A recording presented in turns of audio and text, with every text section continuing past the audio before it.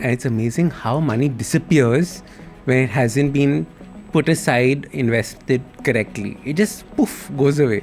It's crazy. Such small, consistent, compounding habits over time, and as you said, without any friction, sort of also just shapes how things are going to look for you 10 years down the lane. You do A, it results to B, it results to C, and now suddenly you've created that loop where you're motivated again is the wrong word. You've created a system that you would want to do that A again.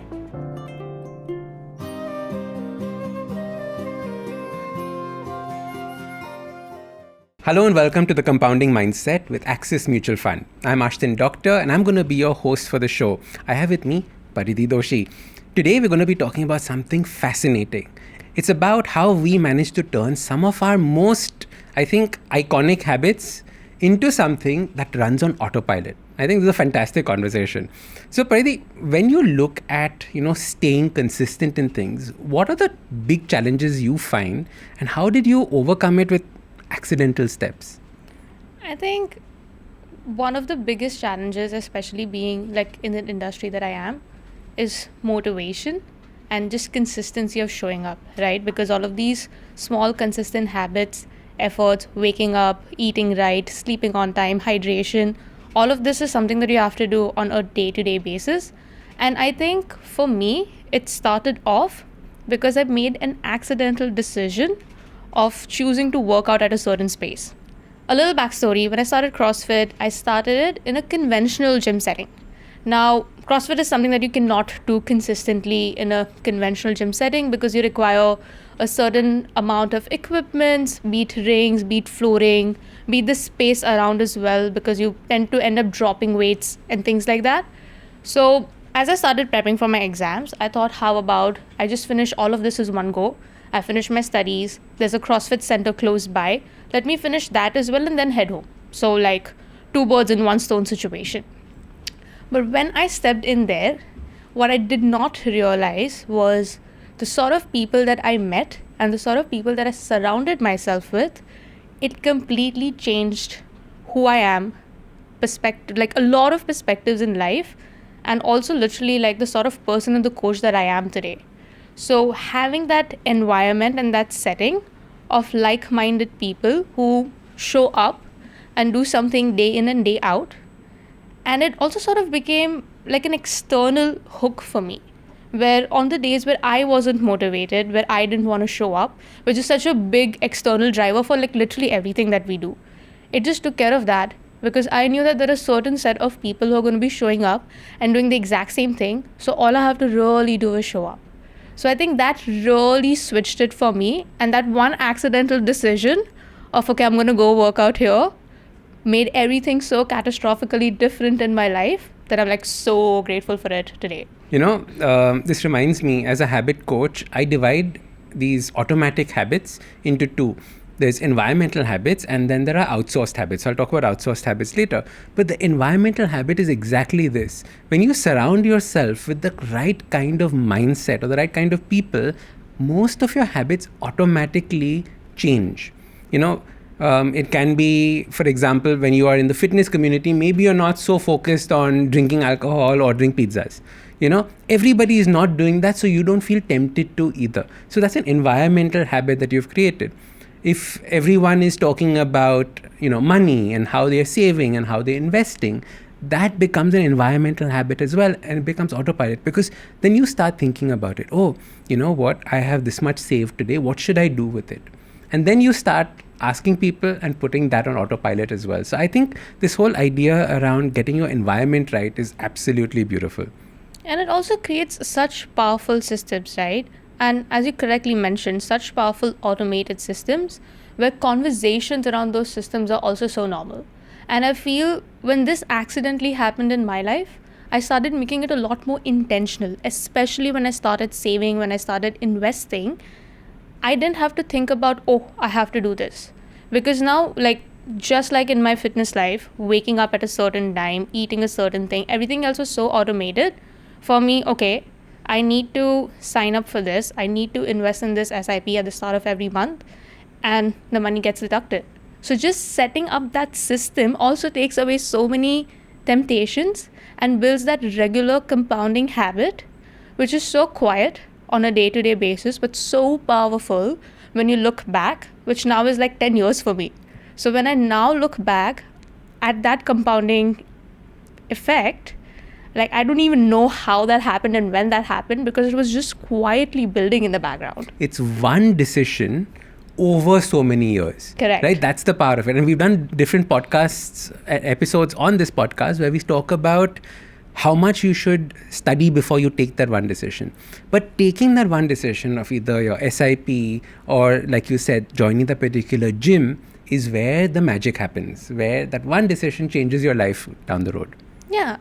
And so important, just as environment is so important for you, I'm sure you have that one habit or that accidental bit that ended up happening for you that changed something or the other in your life. So for me, it was with my supplements. Ooh. So I love taking supplements. I have one full big bag of supplements that I take. So this was from my old biohacking days where I used to see which supplements I need to be taking. However, when I used to travel, it used to go for a toss. So finally, I got one of those, those pill boxes that your grandparents used to use, those colorful ones. And it didn't look so cool. I put it on the side. I was like, there's no way I'm traveling with it. Then I found this really cool looking black sleek one. And then I started putting my supplements in it, and I loved it. To the extent that now putting supplements has become a part of my weekly routine. So I never miss out on taking them during the rest of the day or when I'm traveling. Now, my parents have completely taken this to another level because they also have these boxes and they have outsourced it to somebody else to fill up. So this is another way of automating your habits. For me, it was an accidental discovery that I can take these boxes and use them every day. But for my parents, it was the same habit of taking supplements, however, outsourced to somebody else. So they never have to use their brains on whether, my Monday's box has been filled or my Tuesday's box has been filled. It's always filled. It's always ready to take. So that's one way in which you can also automate by outsourcing it to somebody else to do. I literally outsource my motivation to everybody who shows up at the studio to work out. Like, that's my outsourcing of motivation. They showed up. If you can wake up, I can do this for you. I literally ask I worked out at 5 a.m. today, and I asked my 6:30 a.m. client, how do you do this every day? Like, that was my motivation. Like, she's going to turn up at 6:30. I have to finish my workout before that. Might as well wake up and rush to the gym. So for me, and another accidental habit was when I was just getting into my workout routine, you don't know what you're going to do in the gym the next day, right? And you normally end up at the gym and then you look at your workout schedule and you're like, acha, ye karna hai. So what I started doing was, and again, completely by mistake, the night before I started looking at it. And the night before I would look at it and I'd say, acha, tomorrow I have to do this, and psych myself up at night to wake up in the morning to go work out.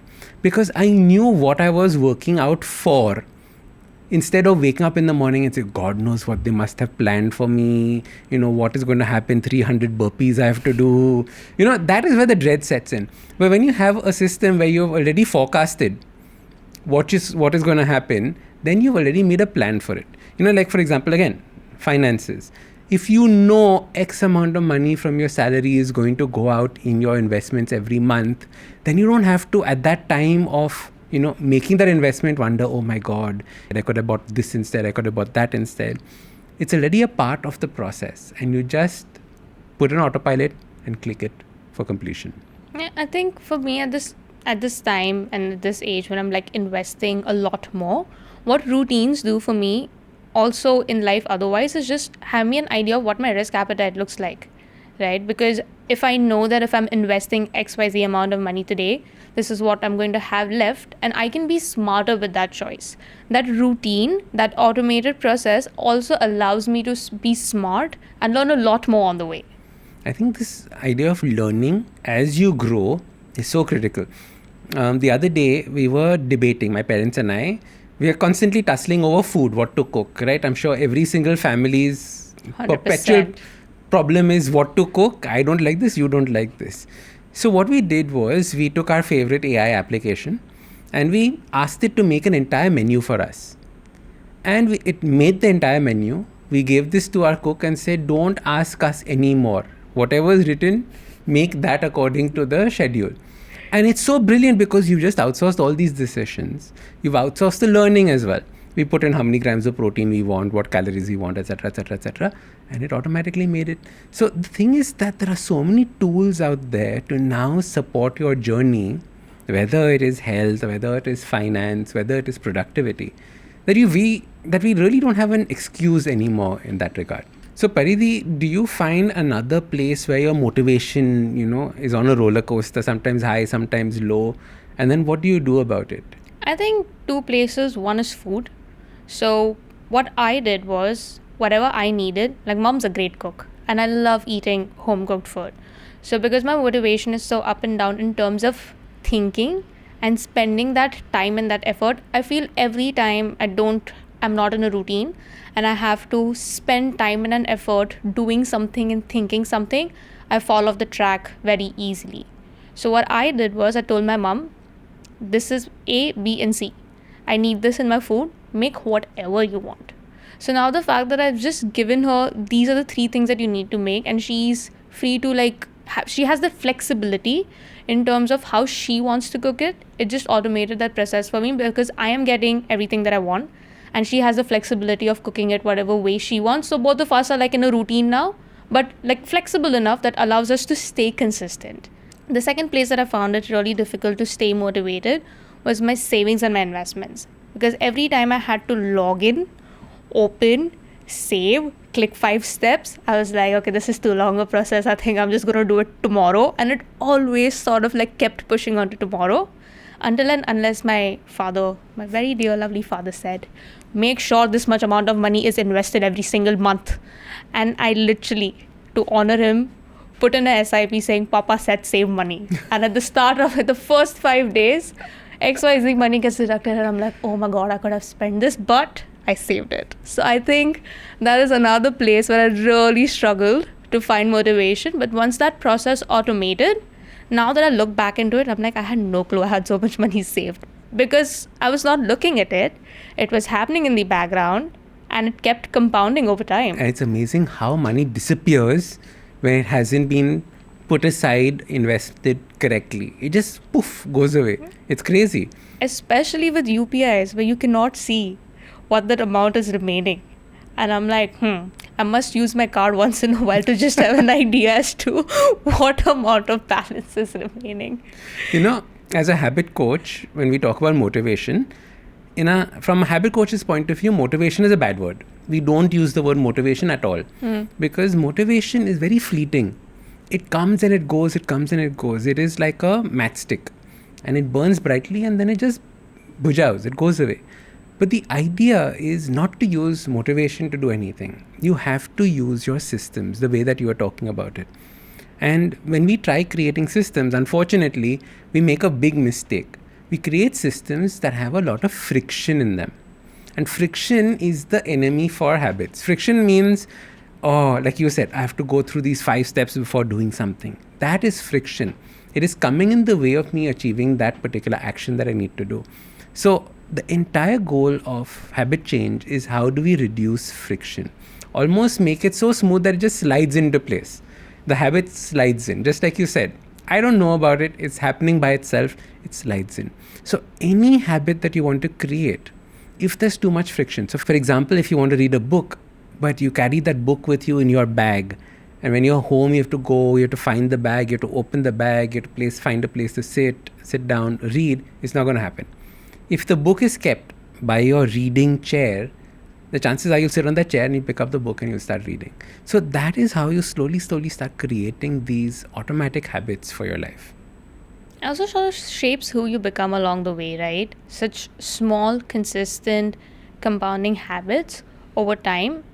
And as you said, without any friction, sort of also just shapes how things are going to look for you 10 years down the lane. To this point, that one small decision of going and working out in a certain space pretty much shaped who I am as a person, who I am as a coach, and the perspectives I now hold in life, or at least the openness I have to those. I think what you said is something so beautiful. You didn't say what I will get after going to the gym. You said who I'll become after going to the gym. And I think that's a big thing. When we're looking at our investments, we think about, I'll have this much money to spend. And you're only thinking about it from a spending point of view. You're not thinking about, if I have so much money, I will be the kind of person that does not worry about money. Correct. I'll be the kind of person that feels safe and secure. Those are far bigger identities to have than, you know what, if I invest now, I'll be able to buy a car 4 years from now. Correct. I will be the kind of person that feels comfortable enough to have a car, to own a car, and more importantly, to pay maintenance for that car. True that. That's with our roads, that's the most important thing. You know, Paridhi, I just had a thought. How, when you started your fitness journey, you went to a CrossFit gym and everybody inspired you to continue with this path and become a CrossFit athlete, etc., etc., etc. And now you've created a space where you do this for others. I love how that accidental habit became an intentional habit that you are now passing on and has become such an integral part of you. Because you no longer rely on that CrossFit gym anymore. You've created your own space for this. And I think that is such a beautiful transition that takes place in all of us. Something that is a great habit for us, accidentally created, and how you can then pass it on. It also is what I realized such a self-perpetuating cycle.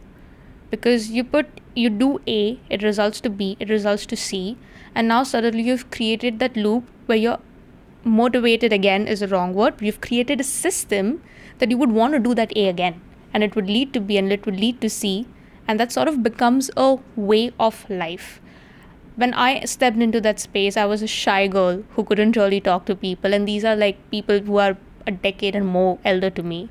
So I just felt such an introvert.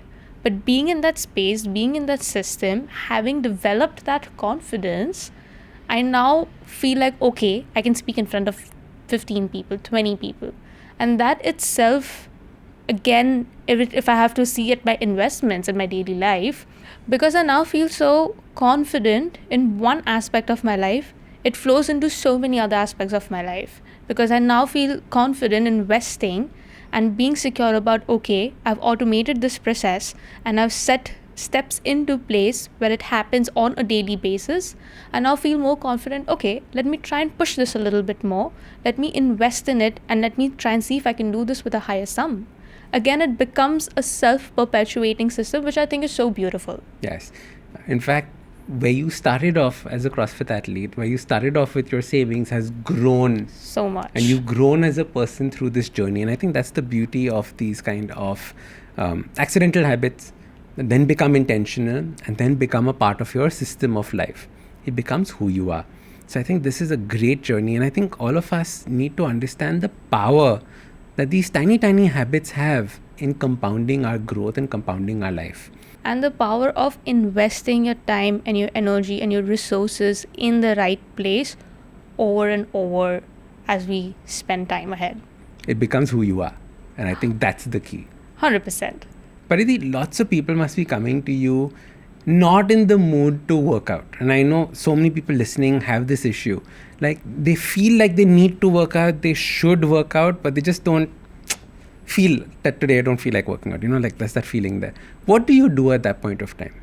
I think including me and my clients, we just make sure that we get to the first 10 minutes, just a warm up. So the days that I feel like I don't want to work out, I don't even think. Mostly my routines are pre-planned, but if I don't have one, I don't think. I get onto the mat, I start doing my warm up and I'll be like, okay, if after these 10 minutes or 12 minutes, if I'm not feeling up to it, then I'm going to take a step back. But it's always those 10 and 12 minutes of fighting through yourself because you've thought so much about, oh my God, this is going to be so hard.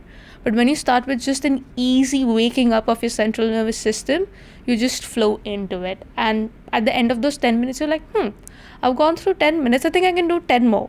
And that 10 more eventually is an hour of you working out. And in any case, I've done your warm up. 10 minutes is like a full workout in any case. So see, like then after you've that, woken I'm up. like, oh, my full workout is done. Oh, and we have just completed the warm up. What? Why? But so you've woken up in that 10 minutes.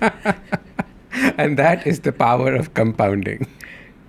Do you have a habit that you accidentally created and fell in love with? Let us know in the comments below. And if you like the episode, don't forget to hit like and subscribe to the podcast so you know when future episodes come out.